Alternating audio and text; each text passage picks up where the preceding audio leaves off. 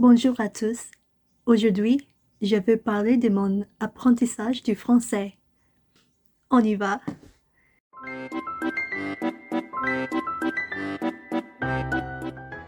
Hi, it's Kim. Since I haven't uploaded in so long, I wanted to talk to you about what I've been spending a lot of my free time on, and that happens to be learning French. In this video, I want to tell you what I found to be more effective when it comes to learning a new language. At the start, I really had no idea, and I made mistakes and focused on some wrong things as well. However, once I realized that I was stagnating, I've adopted a more refined approach in learning French, which appears to be a bit more effective. I'm also going to give a list of possible resources that you may want to check out, so I hope that this video is helpful. Avant. The false start. Despite in the intro of me saying how I made mistakes and went about it in the wrong way, in the beginning, I would like to say that don't focus too much on what is the best way, because if you're a complete beginner, anything that you do in making effort towards reaching your language learning goals will give you a very sharp improvement. Language learning is not linear. I think it's a bit more of a log curve. The hardest part at the beginning is just getting started and the motivation aspect. So in that sense, in the beginning, I did have the successful key ingredients on making the correct start, and that includes motivation, a lot of time, and also internet does help a lot. I've bought a textbook, actually, French for Dummies, and downloaded Duolingo. So my streaks are long dead at this point, but in the beginning, that's what I started off with. And I started studying for it as I would start studying for an exam. So going through the textbook and completing the streaks, following the course that Duolingo suggested for me. Anyways, I don't know what I expected to have achieved by the end of this, but I finished the book and I listened to all the MP3 recordings the book came with. And for the Duolingo, I went up to the first checkpoint before realizing that it's a bit limiting in the sense that after that initial introduction, building up that habit, it is good to move on to other resources. So at this point, I learned a lot of vocabulary and a lot of basic grammar, and there was an issue. And the reason I realized that there was an issue is when I first attended a French conversation class, actually at my university, and I was not able to speak anything. I was able to pick up on a few words and kind of the general overall topic that people were discussing, but when it came to just actually listening to actual people speaking French, I really just could not say anything. And obviously, this comes back down to kind of the mistake I made in the beginning, because I thought, oh, you just need to like study like how you would normally just study, right? You go through the books, you do the exercises, but I think language learning requires a bit more than that. It is part of the engagement aspect. This is where the shift occurs. Maintenant, the comprehensible input. The comprehensible input is actually quite a bit of a buzzword, I realized, in language learning. Yeah, but before we get to that, after that French conversation class, I felt a bit discouraged because I thought I put so much effort into it at this point, and I'm like, oh my god, I'm ready to go out and communicate with people, right? But because after that experience, I did take a bit of a break and forgot about it, but then I came across an interesting idea. So comprehensible input, there's quite a lot of other YouTube videos done on this. This is the idea that people learn a new language through input mainly, and then eventually you do need to start practicing output as well, and it will just come out a bit more naturally. The idea is that exposure to the language is very important.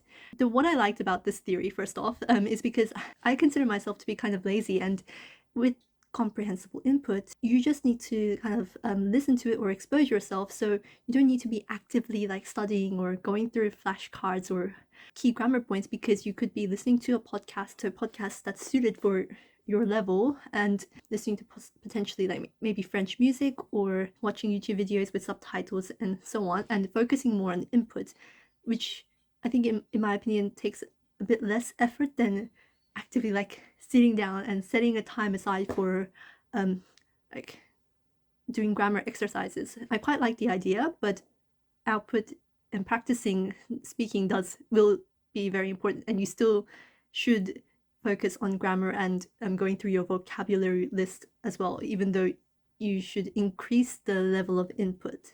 One key idea that arose from this is that when we do this kind of immersion aspect of the language, what it allows for our brains to do is we kind of leave our brains to make the necessary connections. So even if there are some things that we don't understand, by putting things into context, we can kind of make connections between the actual word and the meaning. I actually found this idea to be similar to a book that I've read called A Mind for Numbers. So the book is for how we approach learning maths, but I think it's similar to how people have been talking about language learning. The book introduces the fact that there's two different modes of thinking. One is the focused mode and the other one is the diffused mode. So the focused mode is when we first come across a maths problem that we're not familiar with, you really like look at the problem and just focus on it and then think about it, but then and concentrate on it for a while, but then you then incorporate the second mode of thinking, which is but then stepping away from it and letting our subconscious mind make the necessary connections to get a bit of insight, giving ourselves the time to see the bigger picture and focus, disperse our concentration, and then coming back to the problem at a later time. So this is kind of similar to the comprehensible input method, because obviously you can look at the very detailed grammar key points or the actual vocabulary or words that you don't understand but at the defined thing, but when you just kind of take a step back and just let the video or podcast or whatever you're exposing yourself to just kind of go through, and the vocabulary or the word that's going to come up repeatedly will start to make sense later on because you've seen it in your focused mode, and as well as seeing it in a diffuse mode, seeing it into context of the bigger paragraph or piece of reading that you're going through. So I thought that was kind of interesting. I mean, I thought it was similar, but the ideas are slightly different. So the key thing, memorizing vocabulary, going through grammar study are both important. They should be used in conjunction, but the input, like watching YouTube videos after you've done the initial Duolingo, going through the beginner grammar book for a bit, I think it is time to step out into the bigger world of language learning and be okay with not understanding 100%, but still working with your levels. There's a lot of different podcasts that's suited for beginners to intermediates, which I'll go through in a bit. The main form of input that I preferred was the podcast, and for beginners, I highly recommend Coffee Break French and the Duolingo French podcast. So Coffee Break French actually really starts from the beginning, like going from hi, how are you, how to say those words in, and then maybe you want to order a coffee and so on, and it goes on. Duolingo French podcasts I think are slightly like half a step up from that because they go into a bit more interesting stories. Those two are both pretty easy because they have English still in the podcast alongside French, so it gives you context so you're not totally lost. But then currently I'm going through Inner French podcast, so this is more of the intermediate podcast that I think is quite interesting. So they talk about a lot of different topics, but it's now all in French, but the French is a bit more slower and clearly spoken, so it's a gradual transition, and then after that hopefully I can go into a bit more native quicker stuff. I'm also using the traditional grammar books, but I'm not really looking at it too much, so I can't remember the title, but I will put it up here. These are the two grammar books that I'm just looking through but not really making the use of. Quizzic is a website I've recently exposed myself to, and it's a free online website that has a lot of great points, and you can go through and test yourself on the level. So if you want a bit more structure but don't want to purchase like a big heavy textbook, then that's also a great resource. I've also ordered a couple of novels that I wanted to read through actually. So I've ordered a couple of novels that I wanted to read through, like for leaning from beginner to intermediate. So these are some very cliche like beginners novels that a lot of people recommend. So there's like Le Petit Prince, L'étranger, and Journey to the Center of the Earth, but yeah, I think this is gonna come last because out of the 3 books, it's the most intimidating, I find. I've had a quick look. I think I'm gonna start with this one because it's the shortest. That's the only reason. I'm sure the, like, in terms of the language, the grammar is easier for this one, but I don't know. Now, for the output aspect, I try and write a little in my journal each night, and I also I did go to the French conversation classes when they were on. So the semester is over, it's now the summer break, and that's over, but that was pretty fun too. Après. Where to now? So one word of thing I wanted to mention is that language learning takes a long time actually.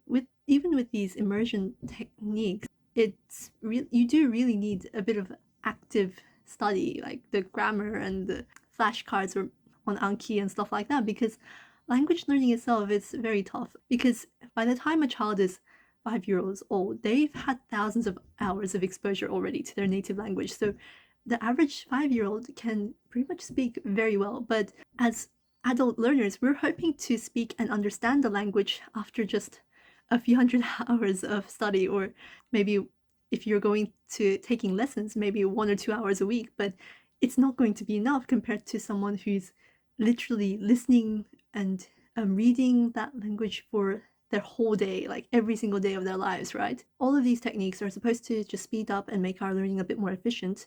And one thing I wanted to point out is there's people on YouTube, who I will not mention, that claim fluency after like anywhere from a few weeks to actually a few days to a few months, and it contributes to an unhealthy attitude towards language learning, because often in these cases they have a background in another language that is extremely similar, or have had prior exposure in schools, and it's a bit misleading because it can be discouraging to the people who watch these videos and think, oh, why didn't I make the same progress in that amount of time? Oh, this is like a whole another topic, but I just wanted to put out there that this is a long haul, and I think it is about just trying out a lot of different techniques and figuring out what kind of techniques you enjoy, because ultimately at the end of the day it doesn't really matter that much, because I think this is mainly about efficiency, but you don't need to learn a language in this amount of time, like, or try and be fluent in a year or something like that, right? Like, it's part of the journey. And so I just wanted to talk about how it is also important to have reasonable expectations, and when you do get more into it, the amount of hard work and study that is going to take. If you can only like do 15 minutes a day, I do think at that point you do need a bit more to put in a bit more time. But if you can put in like more passive learning to that, such as, you know, listening to a podcast on your way to work, then, or maybe just listening to some music in your target language and stuff like that, then that can just easily make it go over an hour, right? Even though you might only be able to set aside like 15-20 minutes in a day, like to really just sit down and kind of study the language. Anyways, I'm going to continue with this technique for a few months, and according to like the many research, and hopefully this kind of input method will work, but so far I'm definitely not fluent. And I hope this video has inspired a few people on their language learning journey as well. I think if you've started a language in high school and you've dropped it, then you can totally just pick it up now. There is nothing stopping you, and it's just pretty fun. I think it helps you see languages in a different way, and I think it's also interesting to see how our brains kind of work when we're trying to learn something new, which is pretty fun. Anyways, thank you for watching, and if you've enjoyed the video, don't forget to like, comment, and subscribe, and I'll see you in the next video.